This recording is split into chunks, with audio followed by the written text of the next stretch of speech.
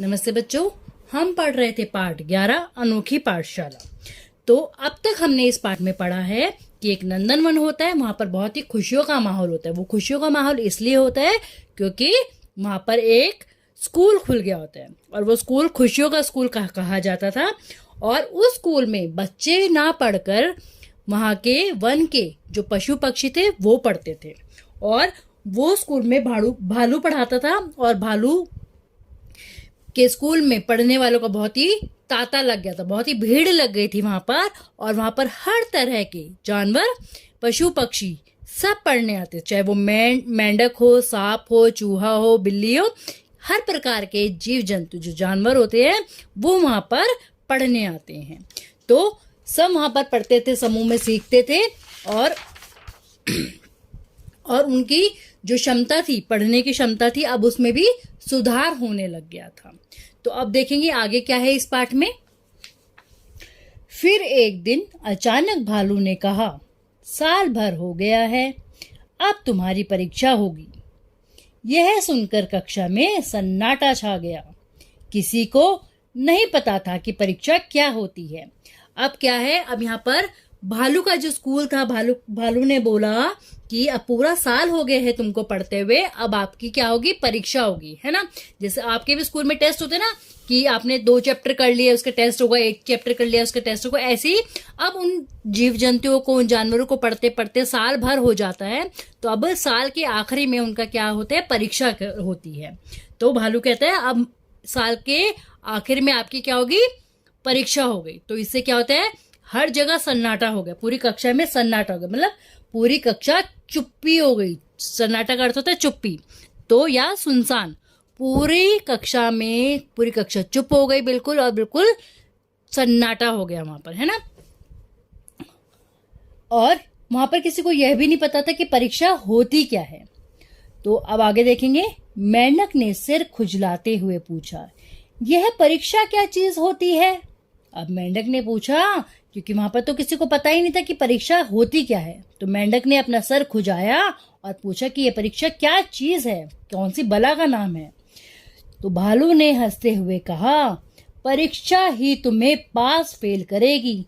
मतलब ये कि तुमने साल भर क्या सीखा, कितना सीखा, कि अब यही तय करेगी कि आप साल भर में कितना सीखे हो और कितना आपको याद है। यही परीक्षा आपको पास या फेल करेगी, मतलब आपको बताएगी ये परीक्षा कि आप सही जा रहे हो या गलत पढ़ रहे हो, है ना, कि आपने कितना सीखा पूरे साल में।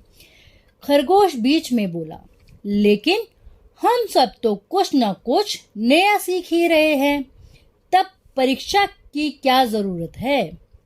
अब खरगोश ने बीच में बोला कि हम तो अभी तक सीख ही रहे हैं, तो इस परीक्षा की क्या जरूरत है। भालू ने डांटते हुए कहा, चुप रहो, मैं अध्यापक हूं। परीक्षा से पता चलेगा कि किसने सबसे अधिक सीखा है। तुम में से अव्वल कौन है। अब खरगोश को डांटते हुए भालू ने कहा कि तुम चुप रहो, अध्यापक मैं हूं। अब इस परीक्षा से ही तुम्हें पता चलेगा कि तुमने सबसे ज्यादा क्या सीखा है ना, पूरे साल भर में तुमने क्या सीखा है इस पूरे का साल में, है ना। और तुम में से अव्वल कौन है। अव्वल मतलब सबसे आगे कौन रहा है, अव्वल का मतलब सबसे आगे रहना। अव्वल, अब ये अव्वल क्या होता है, तितली ने पूछा। भालू बोला, परीक्षा ही तय करेगी कि तुम सभी में कौन सबसे अधिक होशियार है। साल भर स्कूल में पढ़ाया गया है, सिखाया गया है, परीक्षा से तय होगा कि तुम कितने बुद्धिमान बन सकते हो। अब घर जाओ, कल तुम्हारी परीक्षा हो गई। अब तितली कहती है कि अभी अव्वल क्या होता है ना।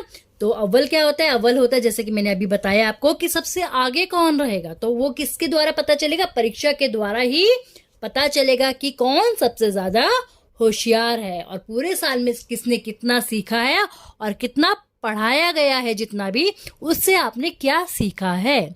यह परीक्षा से पता चलेगा कि आपने कितनी बुद्धिमत्ता है ना, आप कितने बुद्धिमान हो।